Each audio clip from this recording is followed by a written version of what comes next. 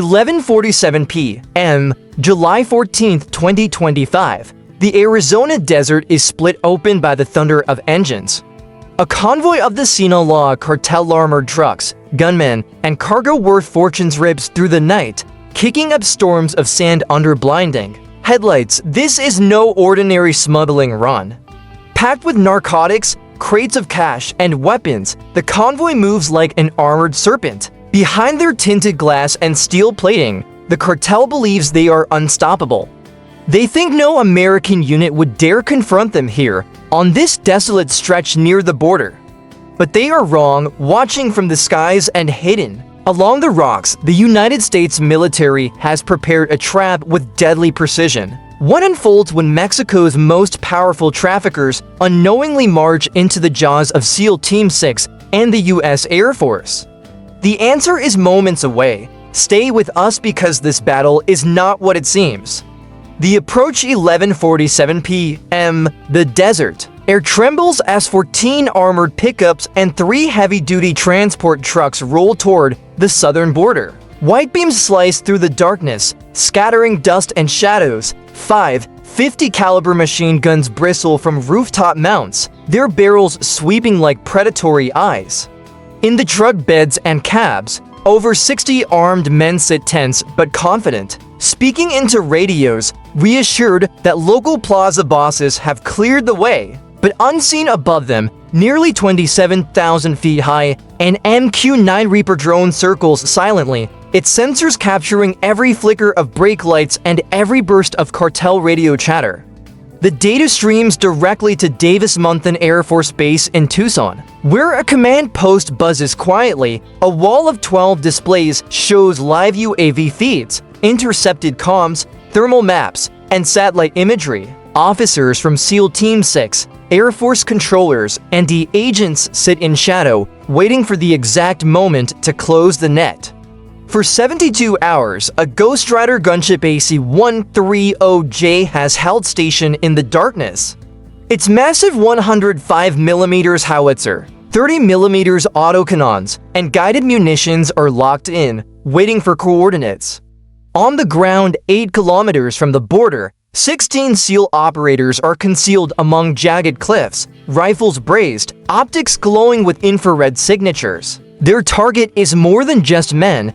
The intelligence has confirmed the cargo too, for tons of methamphetamine, half a metric ton of compressed fentanyl, and over $50 million in hard cash. A shipment destined to be exchanged for advanced weapons smuggled through Texas. The Pentagon's order is blunt: nothing crosses, capture, or destroy. The kill zone. The convoy enters the chosen canyon, a 600-meter gauntlet boxed in by 40-meter cliffs. The path narrows to little more than a gravel scar, wide enough for 2 vehicles abreast. The terrain itself is a weapon. GPS signals falter, communications distort.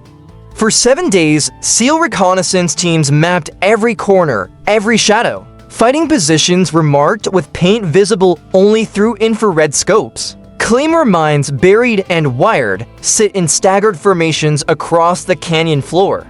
Behind the column, remotely triggered barriers wait, ready to slam shut and block retreat. As the lead truck crawls forward, seismic sensors hidden beneath the sand register the vibrations. Cameras embedded in the rocks feed heat signatures of the vehicles into the command post. The convoy is deep inside the trap. In their earpieces, SEALs hear the calm voice of their commander: "Hold fire." Wait until they're all inside. Above, the desert wind rustles through yucca plants. Below, the convoy rumbles deeper into the canyon. The gunmen in the back of the trucks sit exposed, alert for rival gangs or bandits, but utterly blind to the American crosshairs locked on them. Their arrogance is absolute. They believe this road is theirs. They cannot imagine that the United States has anticipated every move. For 72 hours, surveillance has been relentless. Low-altitude Puma drones shadowed them across the desert, feeding positional data to satellites and Reapers overhead. Every turn, every stop, every radio burst has been logged. Each time the convoy adjusted formation, a liaison officer relayed, firing updates to the AC-130J circling in the black sky. At last, the convoy breaks from Highway 15, cutting down an obscure desert trail meant to avoid both Mexican checkpoints and low-flying U.S. surveillance craft. The cartel is certain they've chosen the safest route. They do not realize this shortcut is bait. Among their drivers, hidden in plain sight, a de-infiltrator has guided them here into the canyon, into the jaws of death. Their mindset is simple, confidence, bordering on arrogance. No scouts ride ahead, the vehicles push at 60 kilometers an hour, headlights glaring, radios alive. Gunners grip their weapons, ready to unleash hell on bandits or rival factions. But the one enemy they never considered, the US military, is already watching, already waiting, already closing the trap. What many had once deemed impossible in this unforgiving region was now unfolding with cold precision. Far above, the AC-130J Ghost Rider circled in a wide, deliberate orbit, remaining invisible to radar and hidden from naked eyes. Its massive 30mm and 105mm cannons were already pre-aligned on coordinates, their targeting systems quietly locking in through the aircraft's advanced optics. The convoy below was watched like prey beneath a hawk's gaze. Each vehicle roof was tracked with steady patience, heat signatures glowing bright against the cool desert night, weapon shapes automatically prioritized by the system's algorithms.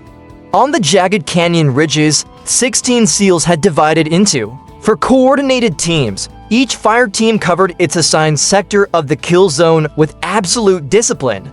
M4A1 carbines and MK17 Scar H rifles rested in firing positions, scopes sweeping methodically across the valley floor. Their helmets carried infrared optics, their ears filled with noise-canceling earpieces, each tiny microphone feeding crisp commands directly from the mission commander. No movement went unnoticed, no order unheard. Meanwhile, an electronic warfare detachment worked in silence among the rocks. Two compact GPS jammers, expertly concealed inside stone alcoves, waited to flood the canyon with interference the moment the ambush began. Their job was simple but devastating: sever the convoy's ability to navigate, isolate them in confusion, and ensure panic spread faster than orders. Below ground level, the preparations were even more meticulous. Seismic sensors, sensitive enough to feel the vibration of boots or rubber, had been hidden beneath the sandy soil. Hair-thin tripwires, invisible in the desert night, stretched among yucca plants and cactus spines.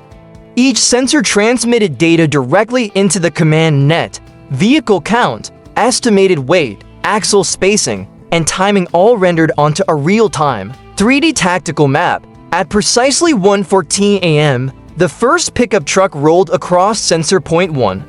A glowing red icon appeared on the map, then another, then another. One by one, 17 vehicles, trucks, pickups, armored transports crawled into the canyon like a mechanical serpent, slithering deeper into the trap. Inside the command room, silence reigned except for the faint hum of electronics. Every operator's eyes were fixed on the glowing map, on the single dotted line representing the kill zone. The commander leaned into his microphone, his voice low and steady across encrypted channels. Hold fire, let them sink deeper, seal both ends. On the UAV feed, the convoy's formation resembled a steel snake curling into a box, unaware that the box had sharp steel teeth ready to snap shut. When the 8th vehicle reached the center, a finger tightened on a trigger. From a hidden ridge, a string of M18A1 Claymore mines erupted with blinding flashes. Thousands of steel ball bearings tore into the 3 lead vehicles, shredding tires, smashing windshields, obliterating mounted gun stations to cartel gunners manning. 50 caliber machine guns were thrown violently from their posts, their weapons rendered useless in seconds. The thunderous detonations ricocheted off canyon walls, magnified into a deafening roar that rolled for miles through the desert night. Almost in unison, the Ghost Rider unleashed its fury from the sky. Its 30mm Bushmaster cannon spat fiery streams of tracer rounds, each streak carving down into armored cabins with surgical precision. Sparks and molten fragments sprayed into the night, the canyon briefly glowing as though set ablaze from within. The convoy dissolved into chaos. Cartel gunmen scrambled from truck beds, leaping behind tires, diving into ditches. Yet both canyon ridges ignited with disciplined muzzle flashes, short bursts from the SEALs M for a 1 South and Scar H's. Every shot was deliberate, every squeeze of the trigger aimed at those wielding heavy weapons or attempting to retake mounted guns. At the rear of the column, a pickup attempted to reverse and escape, but collided with a disabled armored truck. Its tires shredded, its axle collapsed, the vehicle blocked the road completely, trapping the convoy. A piercing whistle cut the air, the sound of a laser-guided round descending from the Ghost Rider. It slammed into a heavy weapons truck in the middle of the formation.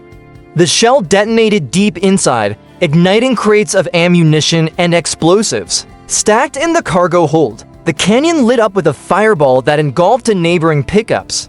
The flames roared upward, licking the canyon cliffs so hot and fast that SEAL operators pulled deeper into cover, feeling the searing wave of heat pass further down the line. A group of cartel fighters hastily set up an RPG-7 launcher aimed toward a ridge. But before the rocket could be fired, a 7.62mm round from an MP7 snapped through the darkness, tearing into the gunner's shoulder. The launcher clattered to the ground and discharged prematurely, the explosion killing the operator and 2 of his own allies. Above, swarms of Black Hornet mini-drones zipped close to the intact vehicles, beaming live imagery back to the command center. Their mission: locate El Galalar, the Sinaloa lieutenant. The drones found him in the armored cabin of a Ford Raptor near the front of the convoy. His face was pale, twisted with panic as he screamed into a radio only to receive static. The jammers had cut him off from the world. A thunderous impact shook the ground. A 105mm shell from the Ghost Rider landed just 5 meters from his truck. Gravel and sand exploded into the cabin, shattering the windshield, forcing him to duck. On the ridge, a SEAL from Team 2 took shrapnel to the shoulder as glass shards sliced through his armor. Blood seeped through his uniform, but his teammate dragged him into a rock alcove and patched the wound, calling in an urgent medevac. Minutes later, the deep thump of HH-6OW combat rescue rotors approached from the north. The helicopter skimmed low through the canyon shadows, using the cliffs as cover to extract the wounded without exposing itself to enemy fire. By now, the cartel's return fire was desperate and fragmented. A few men sprayed bursts of a K-47 fire, bullets falling short of the ridge positions. Others scrambled onto truck roofs to man heavy machine guns only to be picked off instantly by snipers on the eastern ridge. 2 SEALs with MK-13 Mod 7 sniper rifles calmly executed pre-calculated shots, dropping targets before they could fire a single round. By 1:21 a.m., just 7 minutes after the opening blast, half the convoy was burning wreckage, flames, smoke, and tracer rounds twisted together into a chaotic storm. The canyon was filled with the metallic clang of ricochets, the screams of wounded men, the roar of secondary explosions. The Ghost Rider shifted tactics, now firing guided suppression rounds to eliminate isolated resistance while avoiding destruction of valuable cargo. Electronic warfare teams increased their interference, tricking the surviving vehicles' GPS systems and radios. Several trucks, believing they had found an escape path, sped away into the desert straight into a secondary ambush perimeter. None would make it out. The canyon had become an iron box shaken with fury. Every cartel counterattack was crushed within moments. Every maneuver was anticipated. Every dark corner was covered by a SEAL's barrel, under the light of flares descending from the sky. All that remained were shredded vehicles, twisted weapons, and panicked survivors scrambling without hope the prey had walked willingly into. The tiger's den, only to find the jaws had already closed, every escape route sealed tight. High above the western canyon, the MQ-9 Reaper that had been silently orbiting earlier suddenly drops to a lower altitude. Its targeting system locks onto a fully loaded munitions truck trailing at the rear of the convoy.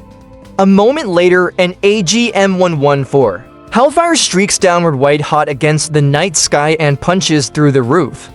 The warhead detonates violently, triggering the stockpile inside.